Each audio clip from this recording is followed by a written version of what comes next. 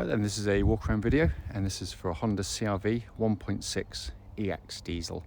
It's a manual car. This particular car has covered 71,000 miles, finished in black, which looks absolutely fantastic on the car, especially these facelift versions because they get the extra chrome treatment, new style front end, which looks absolutely superb on the car. The car's in beautiful condition, it's been wonderfully looked after with a full Honda history right up to the service we've just done. The service wasn't due, it's probably 6 months away, but we like to check them before they go out regardless. But to go around the car for you, front of the car incredibly clean, bumper, lights, lenses, all really good. Bonnet of the car, again, hardly a stone chip, any note on there at all. Near side of the car, lovely and smooth in the panels, there's no obvious indentations on there at all. Near side front alloy, really good. And panel down the sides, absolutely lovely. By the way, I always, on bright sunny days like today, which is lovely, I always do the videos in the shade, not to hide anything, quite the opposite. It actually picks up on any imperfections rather better. So a professional photographer once told me, and I'm not a professional photographer, as you can clearly see. Going around the back, again, all very, very clean and tidy. Around to the off side of the car, driver's side, again, beautifully smooth in the panels.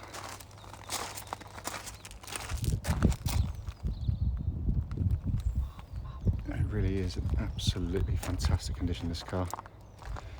The main reason we bought it, of course, but there we go. And final alloy, again, absolutely lovely. So externally, the car's in absolutely superb condition. Let's come to the back of the car now. You can see electric tailgate working, as is pretty much always the case. The back of the car again is in absolutely super condition. They're cavernous boots as well. Let's come into the back. Wide opening rear doors, virtually to 90 degrees actually. Tons of leg room. They are enormous in the back.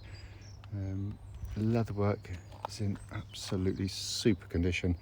As I often say on the CR-V videos, that's not always the case because they are essentially family cars. So the backs can be very heavily used, but this one's been very gently treated. Let's come to the front. Driver's side first. Again, absolutely beautiful condition.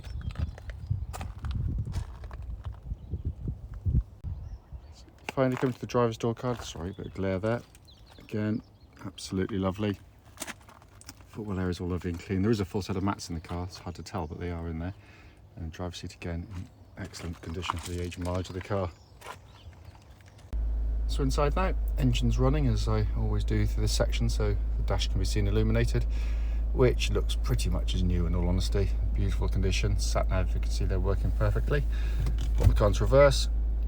That lovely gridded parking camera, again all working exactly as intended. The dash binnacle, hopefully you can see. 71,214 miles, and there are no warning lights on the dashboard at all.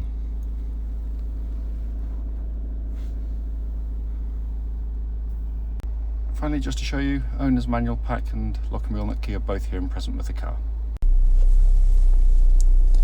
Right then, this is a quick road test video, and this is for a Honda CR-V 1.6 EX diesel. Car's registered OV65OBR, and with a mileage of 71,214 miles recorded. The reason we do all of our videos, and especially this road test section, is essentially so that if anyone's looking online at any of our cars, they get to see the cars advertised actually in operation. And the reason we feel it's important is because, like so many people, we've been to see cars which have looked perfectly good in photographs and descriptions, only to get there and find out that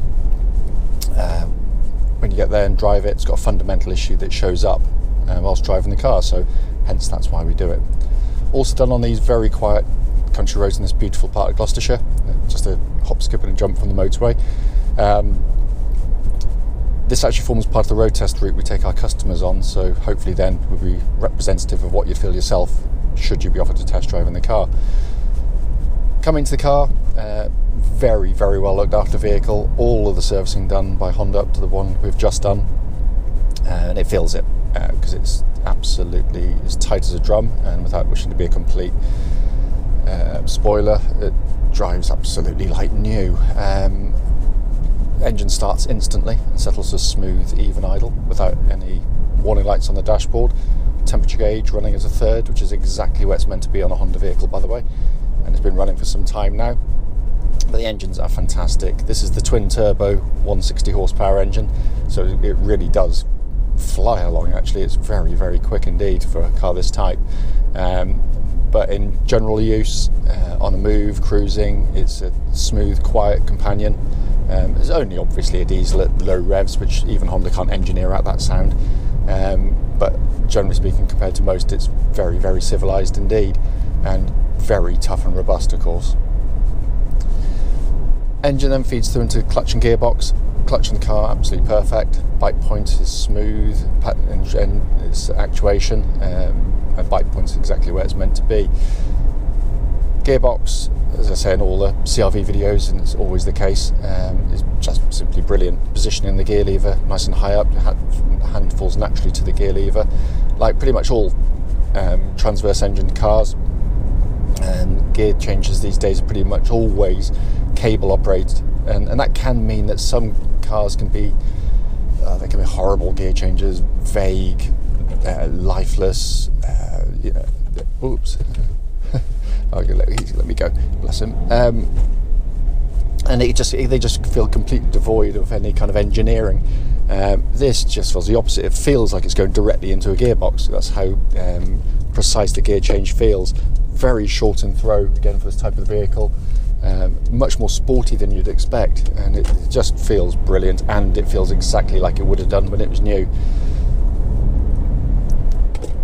I do apologise, by the way, the sun's going to be a bit low today. This is an early morning start for me, and so it can be a bit glary, so until we turn around it might be a little bit sort of shiny, so I do apologise. Coming to the steering, again, the whole point of the CR-V, it should just feel very car-like to drive, and they've done a brilliant job on it, and the steering helps with that. It's beautifully weighted, makes the car feel so solid and secure on the road. Very, very confidence inspiring, but it's accurate and precise. It said it's best praise I can give it. It is just like driving a normal family hatch or saloon. It's very well done. It also tracks absolutely dead straight. There's no vibrations at this speed or any speed up to the legal limit, and just feels, as I say, as tight as a drum on the road. Suspension, I mean, Honda, I say repeatedly, I mean, the CR-V is the best-selling SUV in the world, and for a very good reason, and Honda hit the sweet spot with it. They give you this very comfortable, compliant ride. It's very well judged, because comfort's a very subjective thing. You get in some of them, and you swear they ride better than this. They're very pillowy, they iron out the sort of, the imperfections of the road sort of slightly better in some ways. But when you get to corners and do manoeuvres, lollop about and heave, and they're unpleasant and quite nauseating. Whereas this car, it flows the corners really, really well. The body control's brilliant for this type of car. It's not sporty, not in the slightest. Again, we don't pretend it is, but it's surprising how able it is, and it means passengers don't get that kind of motion going on. So suspension's always a compromise, but they just struck a really nice one with this. On this section of road, by the way, which has got a horrible pitted road surface, I'm always listening out for any sort of clonks or rattles coming from underneath the car that shouldn't be there, and there's none at all. It's absolutely perfect in that sense. Brakes on the car, I'm just going to give it a good shove, make sure it's directly behind me. Really powerful brake pedal on the car, good initial bite, and nose goes straight down and pulls up nice and straight and true, and there's no pulsing or vibrations on the brake pedal at all, so all absolutely spot on. So finally, to come inside the car, the first thing you are aware of when you get into pretty much any CR-V again is just how well built they are. No squeaks, no rattles, beautifully bolted together car. And that, again, it's one of my pet hates, is listening to the motoring press doing the usual new car road tests, saying how brilliantly built pretty much all the German cars are. Nothing wrong with that in that sense, but they should test cars at this sort of age, 6-7 years down the line, 70,000 miles on the clock, and see how they've all stood up. Some okay. The Hondas across the board are solid cars, and that's build quality, not initial off the production line. It's how it stays together for a long period of time, and that's where these are head and shoulders above most. It's also a lovely place to sit, brilliant visibility around the car, helped by these massive wing mirrors. You get a really good sense of being in control of the vehicle. Dashboard itself, again, lovely condition, as I said, the walk around video, and just a simple, easy dashboard to use. I mean, it's laden with equipment, but it's not a dash you get in and are phased by. Within 2 or 3 days of owning the car and driving it, you get used to it. It becomes second nature very, very easily. Sat nav working perfectly. Likewise, the dual zone climate control system, which obviously the opportunity to have different temperatures side to side. That blows out lovely cold air, by the way, because we checked in a nice warm workshop earlier. Likewise, heated seats all working exactly as they should. Dash binnacle in front, simple, easy, legible dials, nicely presented and easy to take the information in. Steering wheel, which is kind of narrow in diameter, feels again very, very car-like to hold, leather bound and in lovely condition, no marks or scrapes on it at all. And again, all the functions working exactly as they should. The one thing you'll notice an absence of, even though this is a four-wheel drive version of the CR-V, is a four-wheel drive button, because there isn't one. The car does it all for you, basically. Honda again worked out that most people would be doing as I am today, driving in conditions where you don't need four-wheel drive on. So basically the car runs in pretty two-wheel drive, front-wheel drive the whole time. The problem with permanent four-wheel drive, of course, is it is permanently on. So you're going to get through your tyres more quickly, use more fuel and put more mechanical stress on the vehicle as well.